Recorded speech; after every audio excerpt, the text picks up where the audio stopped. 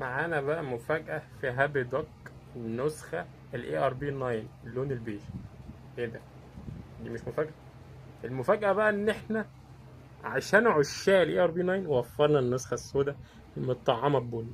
تحفة فنية حرفيا. عندنا في هابي دوك دي احسن بندقية بتحقق 190 اف بي اس على الجهاز الاصلي. مدى بيوصل ل 25 متر و20 متر دقة تصويب.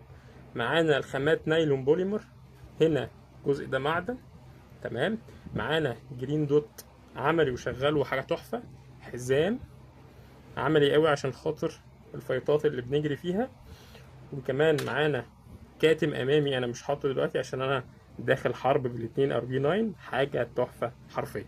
هنجرب دلوقتي بالنسخة السوداء على الهدف اللي قدامنا ده ونتفرج بقى على الجمال. انا هرجع كده مسافة عشان اسجل مسافة حلوة على الهدف. اول حاجة انا هجرب على الدايرة اللي هناك. ان شاء الله ديك التصويب محترمة. مش اي حد يمسك سلاح. انا هابي دك يا باشا.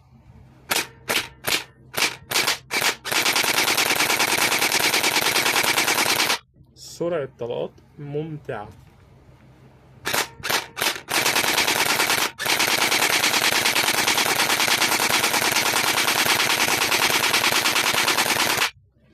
رشاش ما بيفضاش. اول حاجة عشان لما نيجي نحط الطلقات، تمام، بنفتح البيت ده ونحط الخرز الجل هنا. تمام. بس كده، موضوع بسيط. شكرا.